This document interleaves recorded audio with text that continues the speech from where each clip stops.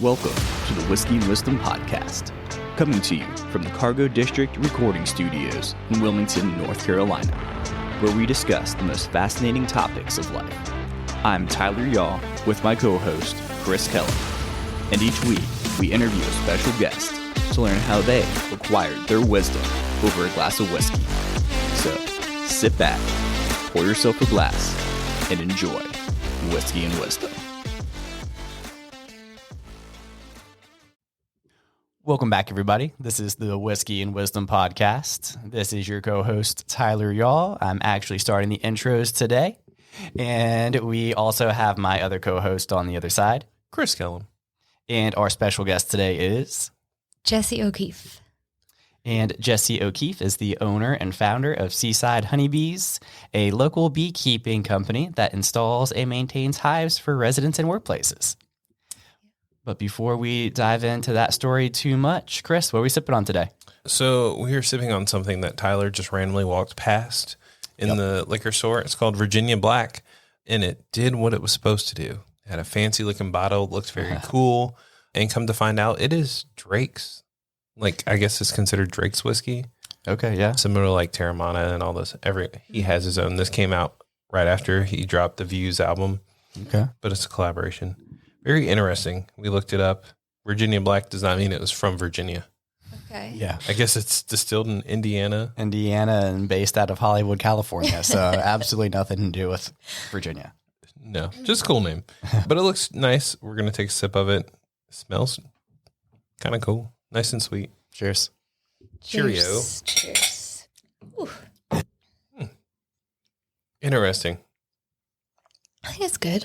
It just tastes like whiskey to me. Tastes weird. Like, not weird bad, but like weird different. Watered down. Yeah, I wasn't going to say it, but yeah, tastes watered down. It's a very affordable bottle, guys. So, I mean, enjoy. Love it. Before we get in there, if you've noticed that our social media presence has been upgraded here as of late, we have been working with Sway Creative, and they just came out with a new subscription model that anyone can go on their website and look at. And if you decide to do that, make sure you use our promo code whiskey and check out Sway Creative. Most of the reels that you see that are put up there from all the video that you see from us today have been created by Sway. So if you see the upgrade from what was prior to 2023 and what we have been putting out, you know it wasn't for me and Tyler. It was Sway that put all the work in. Awesome. Yeah, it's brought a lot more cohesion to, to what we were doing before. So to our listeners, go ahead and check them out. But without further ado, Jessy, tell us a little bit about yourself. So I am not from Wilmington. I'm from Maryland. I moved down here in 2021. Okay. And started the business the day I moved down here. Oh, wow. It wasn't so I didn't come up with the idea until a couple months before moving to Wilmington. Mm-hmm. But it's kind of a longer story, like backstory as to like how like I just created this beekeeping company. I did have experience with it before, and I can't take credit for the idea. It's not an original idea. There's companies that do this in most major cities in the United States now at this point. So like there's a company in Raleigh that does it. Most people have heard of Bee Downtown. I heard of that one. But they focus more, they do the same type of thing, but they focus more on like commercial rooftop hives and like building. Oh, okay. Yeah. And like building company. Yeah. They do like workshops with the employees. Oh, that's neat. Yeah, it is cool. And so I got started actually in Boston with a company called Best Bees up there. And that's where I got most of my beekeeping experience. Okay. Yeah. What made you decide to start with the Boston Beekeeping Company over there? So I guess I'll start more from the beginning. Yeah. Otherwise, I'll probably keep having to go back. So I worked on an island off the coast of New Hampshire. Okay. When I was in college and then after college as well. Mm-hmm. And so I would work there in the summers. And then I went to the College of Charleston, actually. Oh, that's great. Yeah. So pretty close. Yep. Oh, okay. Below us. Yeah, my brain wasn't working because I was like, wait, how do we? It's kind of all over the East Coast is my story. Gotcha. Right. Yeah, I'm from Maryland, like I said, but I worked on this island, and for like 8 summers, I worked there, and that's the beginning of my story, I say, because the type of work that I did there was like really character building, like manual labor, stuff that just out of the ordinary, like not normal work, like stuff where people would be like, "You do what?" Right. And I liked that, and I felt like I had a skill for like that type of thing, and I always wanted to just not do the normal thing and like regular 9 to 5. I wanted to kind of pave my own path and be different. Yeah. I think most people do, but I like really always since I was a kid, like if the group was going in one direction, I would like sit back and watch and try to analyze why they're doing that instead of just like jumping along, or I would just try to do the opposite, so I've always had that kind of a mindset. And I think working on the island just touched that, Okay. So after I was done, well, it was like 8 summers that I did this, and it was clear that I was getting too old to continue to do that. Like by the time I graduated college, I would work there in the summer and then travel in the winter. So it was really cool, like fun Yeah, it's lifestyle. a good balance. Yeah. Yeah. But then it was time to be done. So I moved back home to Maryland, and I actually got a job at a pre-K. Oh, okay. Because I love working with kids. I always have. And I thought maybe that's what I wanted to do. And then a year or so went by, and I started to get an itch to like get out of my parents' house. So it's like, where am I going to go? I decided to go to Boston because I just felt like I had community up in New England from working on the island. Okay. I always gravitate towards the ocean, and the ocean's close up there. So I chose Boston, but I didn't really have a plan for what I would do once I got there. Yeah, I kind of just packed up whatever I needed in my little car and then drove. And the plan was to just figure it out when I got there. And I had recently done a yoga teacher training. So I guess part of my plan was to teach yoga and figure something else out. Okay. Yeah. And I actually had applied. So when I got there, I applied to a bunch of jobs, and I kept getting turned down, and I was starting to like get really discouraged. Like, well, what am I going to do? Maybe I'll have to move back home. But then a girl from the island actually posted on Facebook that this company was hiring called Best Bees. Okay. And I was like, yes, that's what I'm looking for. That's like something different, So I started, apparently they had been growing so fast. They were just hiring because panic hiring. Oh, yeah. So I obviously got the job because I think they would have maybe taken anyone. And I started making frames. So frames are like a part of a beehive. And I was really just a shop worker at first. Okay. And I would always see the beekeepers coming back from the field, like in their suits, and they'd be sweaty. And I thought they were so cool. Yeah. I really wanted to be a beekeeper. And then eventually I moved up to beekeeper. And then towards the end, I was there for 6 years total. Towards the end, I started to do more. Well, I was like the head beekeeper. Okay. And then I started to do more of the operations, like logistics. Oh, okay. And the whole time, I think that company started with around 60 beehives that they manage. And it's the same model that I do here, where they install and maintain hives for other people. Okay. So they started with like 60 hives. And then by the time I left 6 years later, they're at like 800. Oh, wow. Sheesh. Across the country. So that's not even just in Boston. So they expanded into New England, up to Maine, down to Connecticut, everywhere, and then into other cities as well. Wow. So that job was a lot of figuring things out and growing a business. Yeah. I really like solving problems, trying to figure out how to creatively solve problems. I really like that kind of a thing. So that there was a lot of that. And then the bees, I love that too.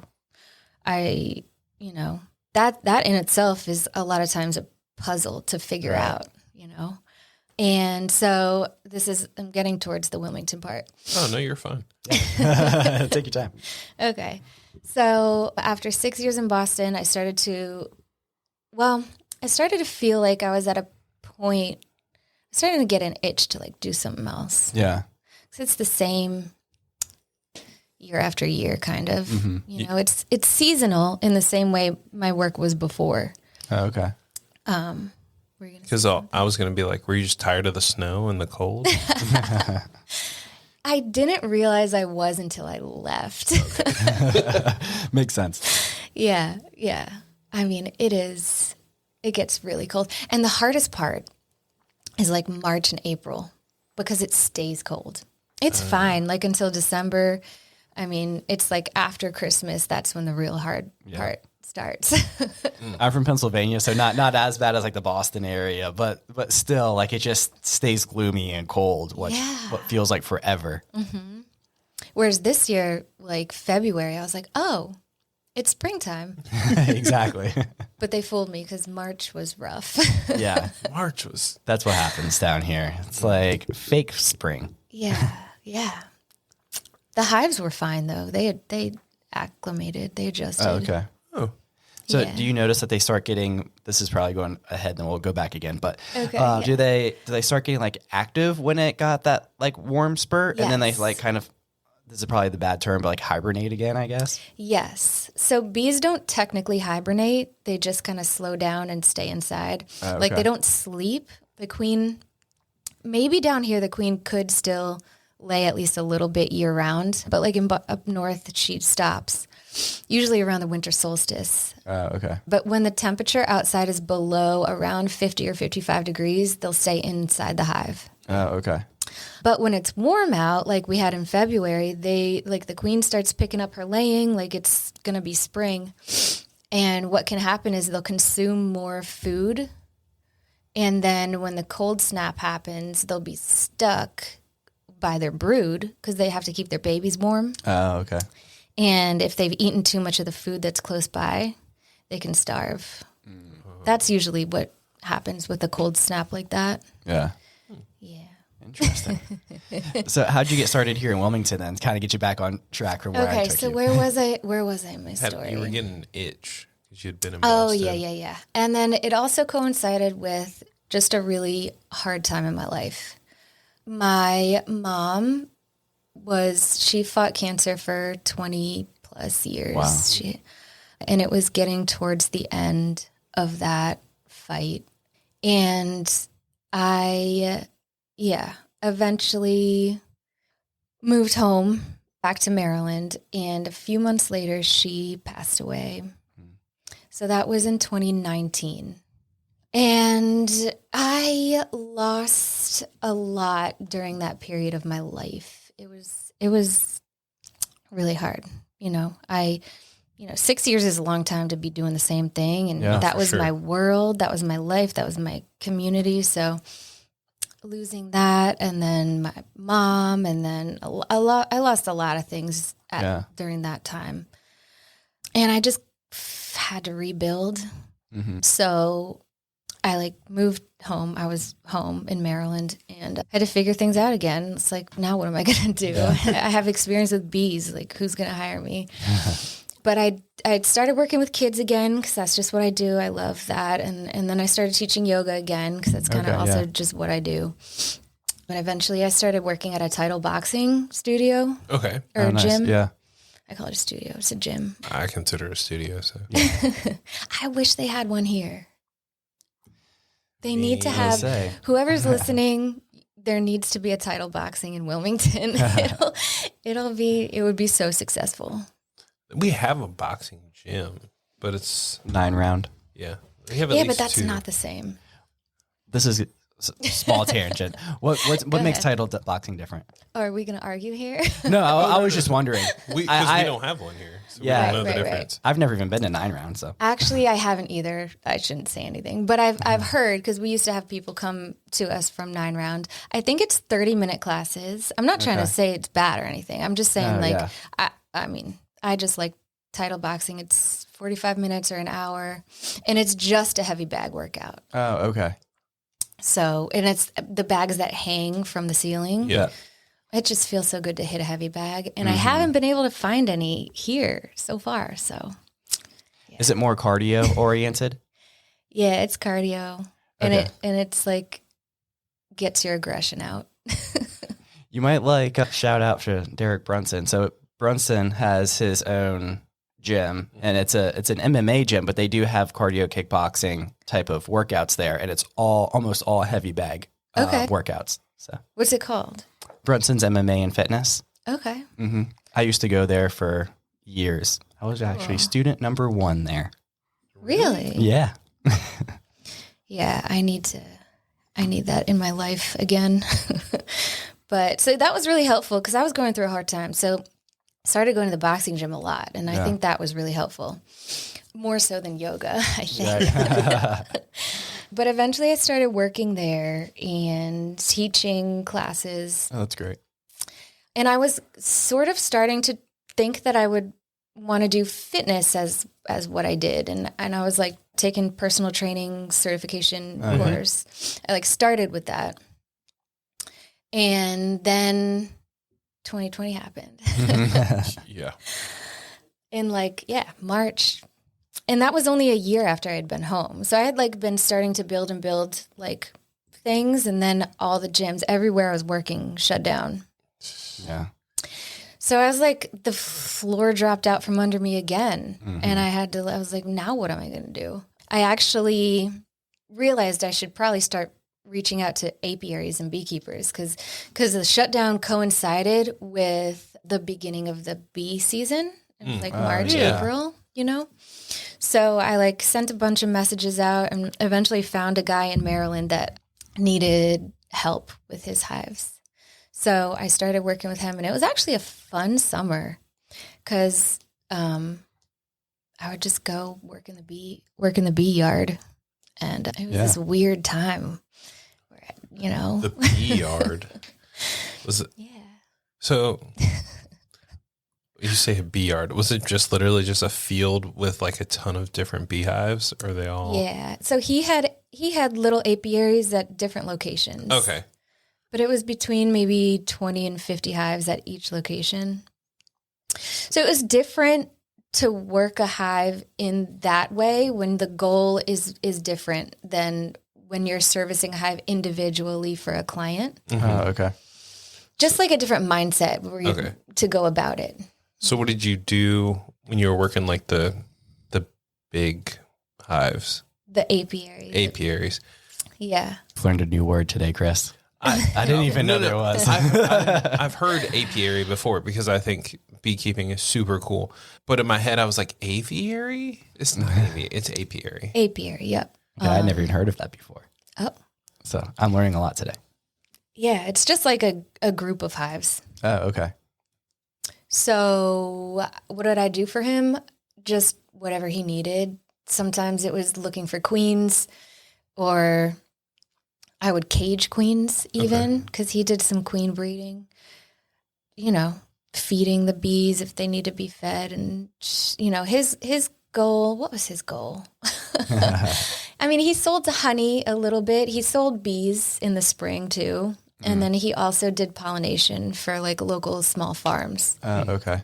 So I think those 3, and selling queens, I think those are like his sources of income. Yeah. Interesting. Well, he had another full-time job. Okay.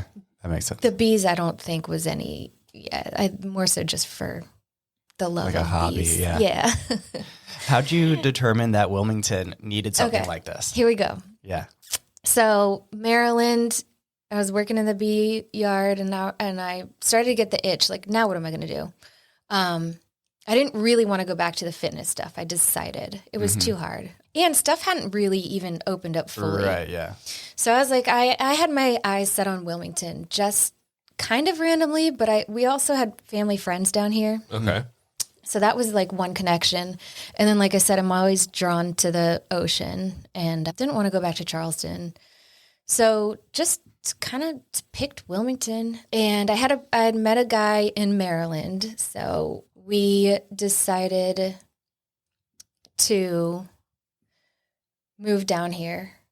Well, we came down in April to visit and tried to find an apartment. And I found one. Oh, wow. A good for one. you. Yeah. It was not easy, but it wasn't a vacation for me. Right, I'm sure. I was driving around the whole time, but yeah, I found an apartment. And then, so that was in April, right, of 2021. Okay. And then I was driving back home. We had driven separately for some reason. I don't know.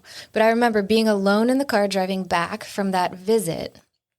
And it kind of dawned on me during that drive. And I came up with my whole business plan of I should do what I did in Boston. Yeah. I should make my own company because I knew that a lot of cities had it. And then I knew that Wilmington didn't have it. And I was like, it probably would work. So yeah, man, the wheels were turning on that drive, the whole 6 hours back to Maryland. And then I kind of got home and just like hit the ground running with getting a website, figuring out a name, a logo, all that initial stuff. That's neat. Yeah, and then it was my lease on the apartment I found started June 1st. Okay.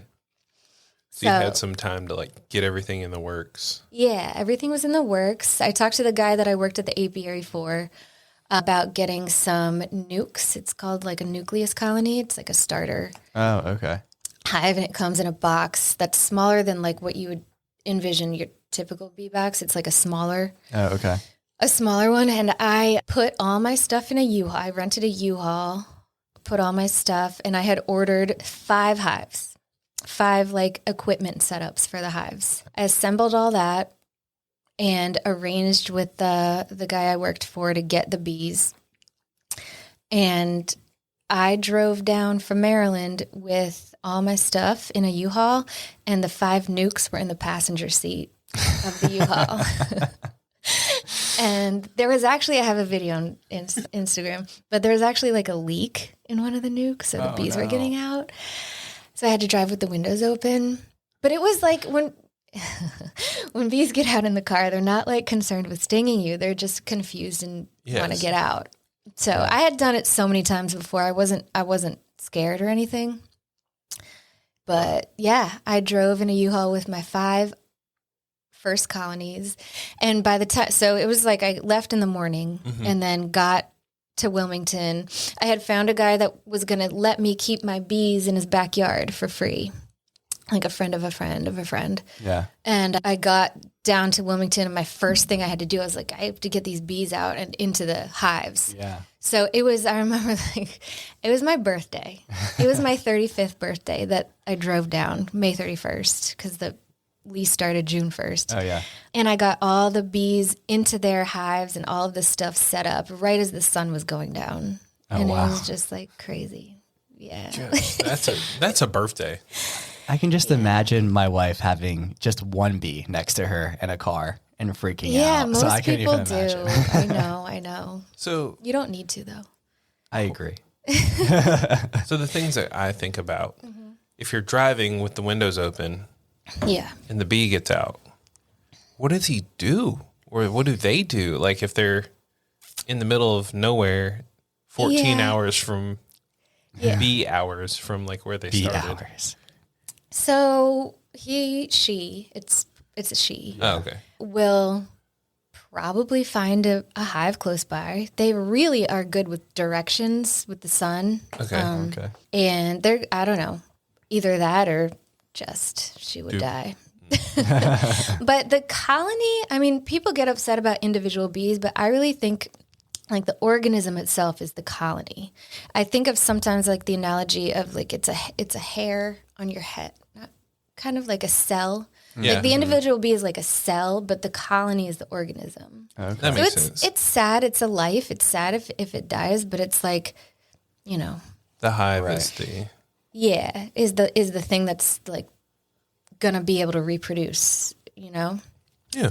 And the bees don't live that long. And the individual bee in the summer only lives for 4 to 6 weeks. Oh, okay. So the queen's constantly laying to replenish the population.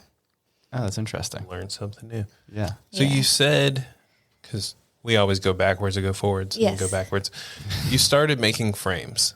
Yes. What's a frame for people who have no idea what you're talking about? A frame are the things that you pull out of the hive and you see all the bees on them. It's called a frame. You like a honey frame. If you've seen a honey frame, I'm sure. Yeah. I've seen them. I just didn't know what they were called. Yeah. Just like Tyler seen somebody walking around in a white suit and didn't know to call them an apiarist. I don't know. I'm just making up words. No, now. apiarist I think is a word. I don't really use that word. I would just say beekeeper. Oh, there. Right. So how does the marketing plan look like when you're walking around just kind of saying, hey, I have these bees, can I put them in your backyard?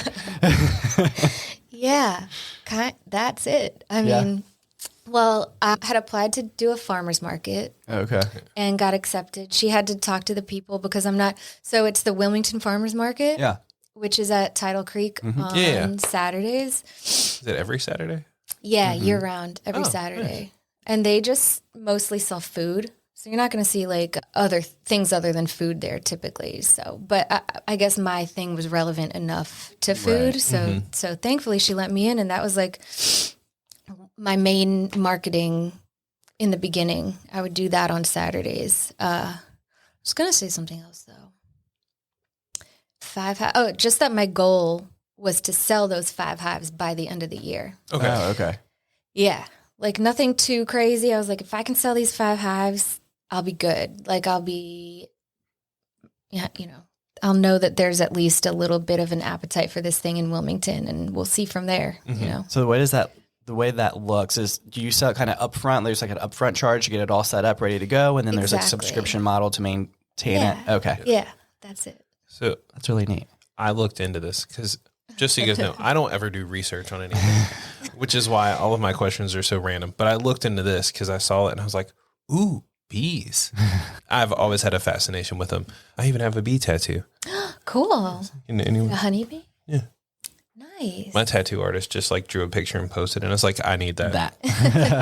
He's like, all right, let's go. I just think bees are really cool. Yeah. So I looked into it. It's exactly that. Like you guys, I'm assuming, show up, you set up, and then you just maintain them, make sure they stay alive. Yeah. Yeah. So when it comes to that, what is the hardest part of your job? Like once you get them all set up? At different times of the year, I think different things. Like during harvesting time, I'm like, this is the worst part. Harvesting the honey. It's a lot. I mean, it's cool in the beginning for your first couple of frames, right? But then it gets old quick. and it's hot, and it's just a lot of work to harvest. But that's not the hardest part of the job though. I mean, it's tricky because honeybees are nice like 99% of the time, you know, but that's not 100. 1%. Right. So you're like the beekeeper on TikTok that like goes out with absolutely no like protective coating and you like pick them up in your hands. I'm not like that. No. Okay. I don't know how she is able to do that. I tried to do a removal. Well, I did a removal early on. Oh yeah. Because somehow I did something right with the website where if you Google beekeeping, I come up. That's in great, Wilmington. yeah. So somebody like looked it up and called me, and I was like, okay, I'll do that. And I got stung a bunch of times, like doing one of those removals that she does. I had a full suit on and gloves, and they stung me through the gloves. Oh wow. She has to get them super smoked up. Like there's no way. Yeah, I really don't. I don't understand it. I'm good. That's what we'll let you take care of that. So now are you breeding your own bees to kind of keep up with it? Or are you still kind of buying you said the nukes from someone else and doing it that way? Okay. Yes, we buy our nukes. So when I have new sales over the winter, usually it happens over the winter, people sign up. So I try to estimate because we lose colonies every year. It's just a part of it. Right. So you have to estimate how many hives you're going to lose and how many new clients you're going to have. And then that's the number that I'll buy or order from We get them right now from Garden Supply and Carry. Oh, okay. But yeah.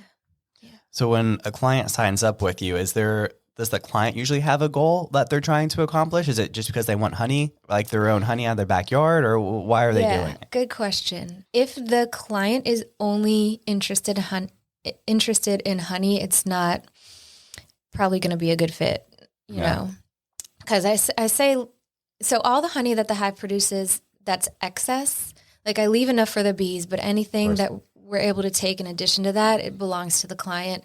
It's part of the service fee. But it depends on the colony how much they produce. And I always make sure it's the honey that's from your hive in your backyard. Mm-hmm. I don't throw it all together. Oh, yeah. So, because I think that's like a really unique, cool part of it. Yeah, definitely. Even though it's all from Wilmington and it's all probably pretty similar. Yeah. So if your hive, I say anywhere from like 3 jars to 12-ish mason jars. Oh, wow. But the cost doesn't make sense. Like if you're like trying to do it and do the math in your head and say, maybe I won't have to buy honey, I could just get that. It doesn't add up. Probably not. So the people get it for, it's a really cool energy to have. The honeybee energy in your property. You can watch them fly in and out at the entrance, and they often have pollen on their legs, and they're just doing different things. Like I've been getting pictures from clients recently saying like, hey, what's going on here? I send an update. I send a notification to them before I come so they know I'm coming. Well, it's not just me anymore either. I've got 4 people that work for me now. That's great. Cool. Yeah, so I send a notification email before, and then after we come, I send them a follow-up, like telling them everything we did and how their bees are doing, and then like an interesting fact about honeybees for this time of year. Okay. So that's kind of keeps them connected with the hive. Yeah. And yeah, so that they can learn as well, just from a distance. Yeah, right. But she's like never there during the checks. I just tell her what happened.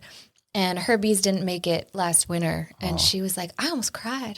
I will, yeah. Because so that's the point. Is like so that they're invested and connected with the colony, even without really seeing the inside. Yeah, that's neat. But if someone does want to be there for the check, I'm also like happy to work with them for that too. Yeah. I saw it, and I was so excited. And my wife was like, "We have to get our yard in shape first before we can start putting bees out there." And I'm like, that is my goal. Cause like we live in a nice neighborhood, not the like super hoity toity, but it's a good neighborhood. And I know that there's like a lot of trees and floral all around us. I'm like, this would be perfect because I think more people in Wilmington should invest in that. Cause if we can't plant more trees, we definitely need to help with the bees. Yeah. I mean, both are good. I like that when people get a hive, they're more inclined to plant more things. Their neighbors are more inclined to be friendly in their garden, so use less chemicals. And by doing that, it helps all of the pollinators, not just honeybees. Yeah, you know? Yeah. There are other pollinators? Oh, yeah. I knew that. I just didn't know if Tyler did. He didn't know about apiary before now. Fair. There's actually like hundreds of thousands of pollinators in addition to honeybees. Yeah. That's impressive. Is there an amount of space that you need in order to have a hive? Not necessarily. So I need enough space, or the beekeeper needs enough space next to the hive to get into it. But I like to use the example in Boston. There was a client with a 2nd-story balcony, and we kept the hive on her balcony. Oh, no way. Yeah.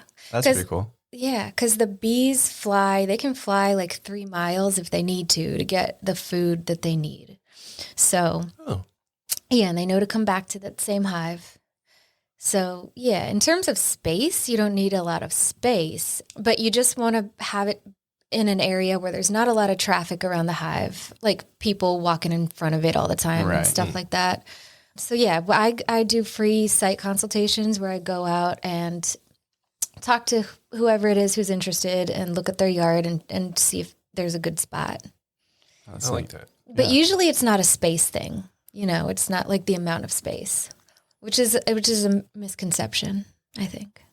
Yeah, I definitely would have thought you needed like a decent amount of space in order to put a hive or something out there. What's one of the biggest objections then to putting a hive out there? Or I guess one of the biggest hurdles, rather. One of the biggest hurdles?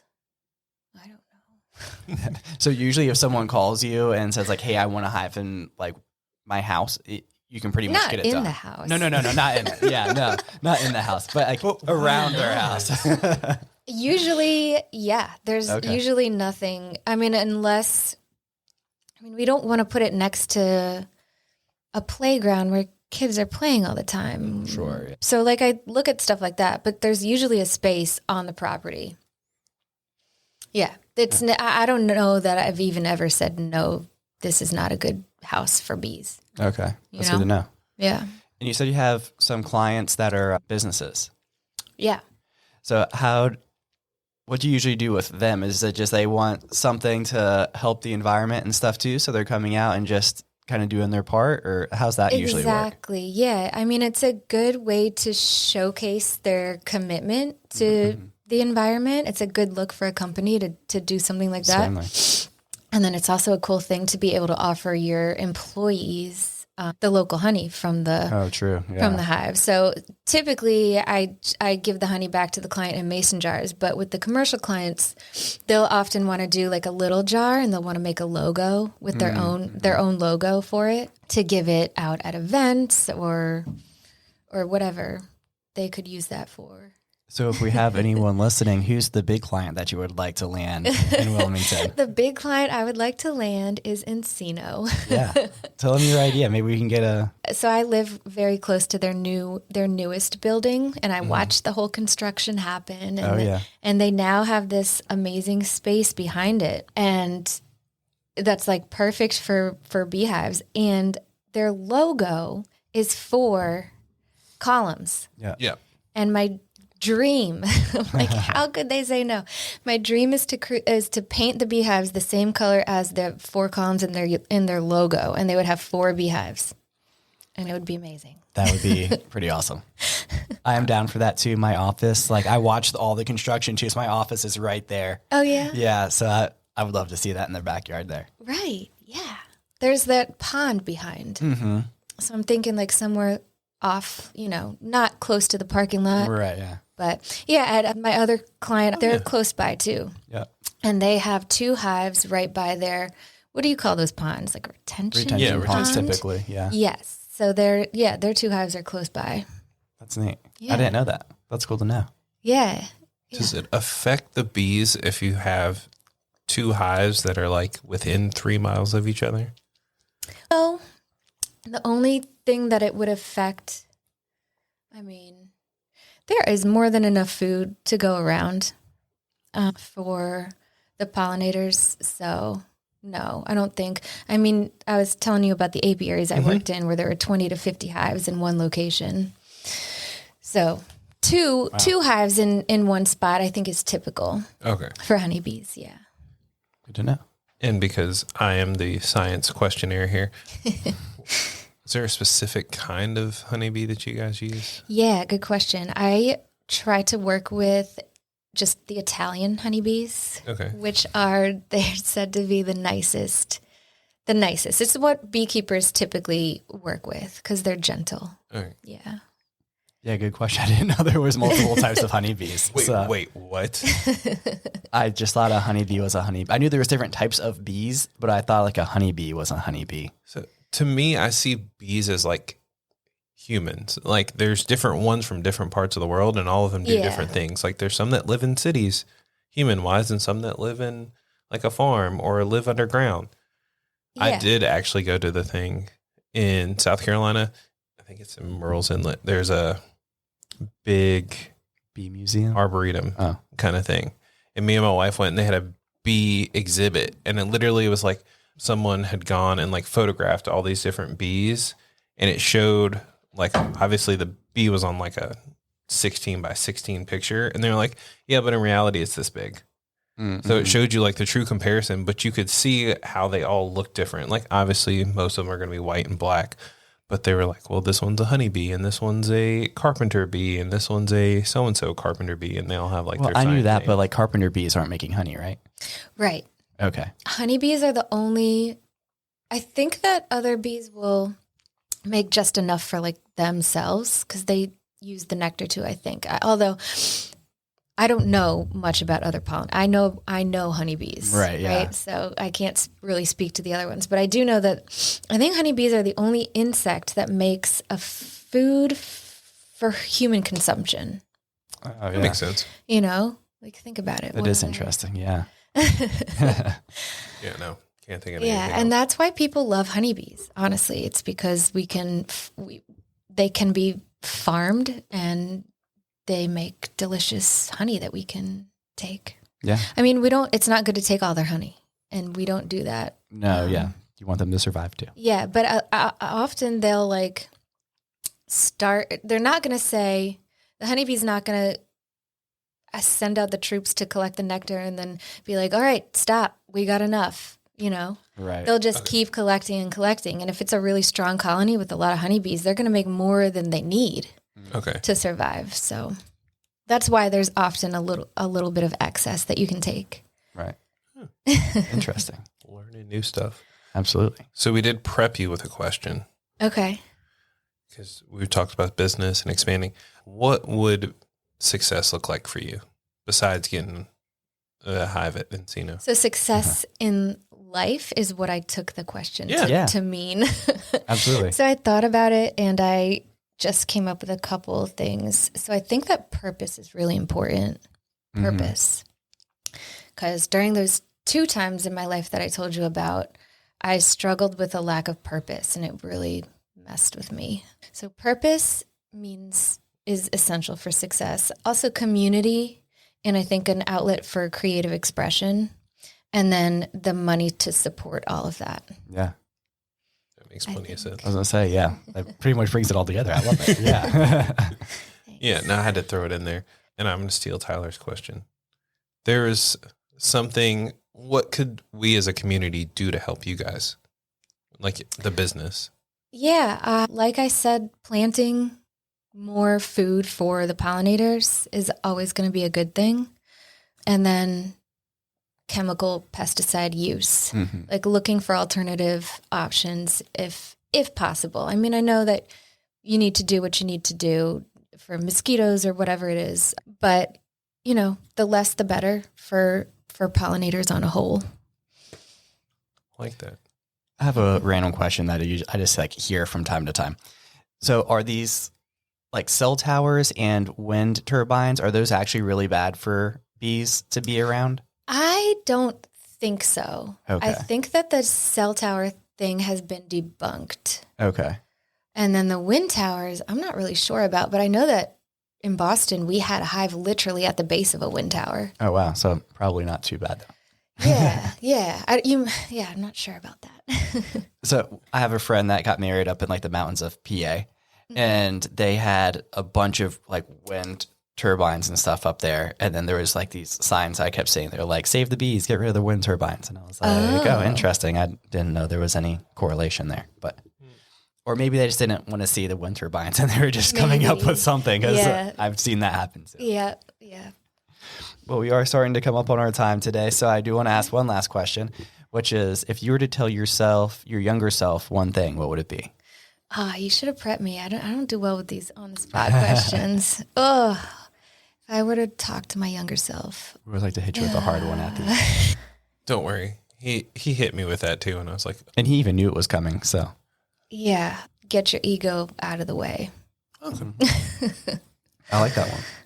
Which is easier said than done. I still, I wouldn't know what it meant if I told my younger self that. I mean, my younger self probably was being told that, but exactly. Yeah.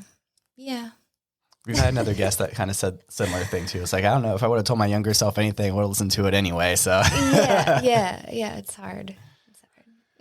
But everything that's happened led me to where I am today, and I am happy with where I am today. So that's good. I've got a little 1-year-old at home. Oh, that's awesome. My world. I love her so much. Oh, that's great. Did she come out with you? She has come out with me. I try not to do it anymore, but yeah, I would put her little car seat in a net. Oh, okay. Yeah. Oh, that's cool. To protect her. Yeah. So people, she does protect her kid. Oh, yeah. My son, he's 2.5. And I think he learned this from my wife because my wife is petrified with anything that has a stinger. And I keep telling her to just leave it alone and they'll leave you alone. Yeah. But so anytime my son sees even a fly, since it just makes the same sound as a bee, he goes, bee, and then he hides. So I'm like, no, it's okay. You'll be fine. Oh, I love it. So question, where can people find you guys to solicit your services or just in general to keep up with what you guys are doing? Yeah, Instagram, Seaside Honey Bees. I have a website, seasidehoneybees.com, and that's really the best way to reach out to me. If you're interested in getting a hive, there's a contact form on there that goes straight to my email. I'm also happy to take a call. The number on my website is just my cell phone. So yeah, if you want to talk more, I'm happy to take a call or just follow me on Instagram, Facebook too. It's the same handle on Facebook, just Seaside Honeybees. Perfect. I always forget about Facebook. Me too. Our Instagram just goes straight to the Facebook and we're like, Yeah, all me right, too. good enough. Right. Love it. Thank you so much for coming on. Thank you guys. Thank you for having me. It's been fun. Yeah. Thank you so much for your time. I don't get excited about things very often, but I was like, ooh, she does some bees. So like I said, it gives me a goal to shoot for is once I fix my yard and can clean it up. Yeah. I already told her. I was like, we're getting bees. Yeah, let me know. That'll be awesome. I'm totally being serious. I know you are. I'm excited about it. I was told I have to get a garden because I've figured out where I'm putting a garden and I already have a space to put the bees. Nice. Yeah. Good. Yeah. Once you have a place in mind, I feel like it's hard to not do it because you just envision the hive being there. Right. And that's my thing. I'm like, if I can see it, I can get to it. Yeah, totally. But yeah, thank you for coming on. It was a pleasure. Thank you guys. Yeah, absolutely. Thank you. Did it just taste like regular whiskey to you? The Virginia Black? Yes, I can't tell the difference. So it just tastes like whiskey to me, but I think it's good. Yeah, I think you're right. It does taste a little watered down to me, but so it is. Do you have a drink of choice or a cocktail that you enjoy? I try to stay away from whiskey these days, but anything that's carbonated, I like lately. Like Prosecco or beer is good. Have you ever had the gin drink, the bee's knees? Wait, where's that from? It sounds familiar. Oh, that's literally it's the nickname for it. That's it's the cocktail name. It started up north, so you probably heard of it more up north when you're like in the Boston area. You probably heard it more, but it's starting to make its way down here. Cool. Yeah, it's a cocktail. Most people know it. Shout out to Sarah Auld, who told me that Flying Machine at Wrightsville Beach makes a really good bee's knees. Do you know that my newest beekeeper works at Flying Machine? Oh, really? Yeah. Are you going to get a hive She's a out bartender and she does sales. Oh, okay. Yeah, Kara from Flying Machine. Yeah, She's great. She caught her first swarm the other day. No way. Yeah. And I was on the phone with her. I was like, okay, this is what you need to do. This is what to expect. And she was like, okay. And she did it. And she had a whole audience of people watching her. Oh, wow. But crazy. That's so cool. Yeah. And it was a huge swarm too. If you check out my Instagram, it's like one of the more recent pictures. Yeah, well. But yeah. So it's a swarm. This is kind of going off tangent before we let's end, do it. but I'm just curious. Is a swarm basically a bunch of bees without a home? No, it's very intentional. Okay. So the swarm colony of bees, like in a hive, when they run out of space, they'll start to create queen cells because they want to keep growing. It's a way of like multiplying themselves without it's like asexual reproduction of the colony. Yeah. Okay. Kind of, because the queen still has to mate. But, Right. But so they make a bunch of queen cells, and then the original queen, usually it happens this way, where the original queen leaves with a portion, maybe like half of the bees, and they'll go hang on a branch and send scouts out to find a new home. Wow. And so they have a queen, they're just looking for a new home. And then the bees they left behind are left with these queen cells that will hatch and create a new queen that'll take over the colony that remains. So they're not lost. They're just looking for a home and will like establish themselves from there. Oh, interesting. Yeah. And when a swarm happens, because this is swarm season right now. So anyone who's listening who sees a swarm, it's nothing to be scared of. When bees are swarming, they're actually the most gentle that they're ever going to be because they don't have anything to protect. Like you don't often even need, like to do a bee removal, like what the girl does on Instagram, I would definitely need a suit because they have a lot to protect. But with a swarm, often you don't even need a suit. People think of swarms as like this like group of bees that's going to chase you down the road, but it's not that at all. It's just a clump of bees hanging out on a branch. It just looks scarier than it is.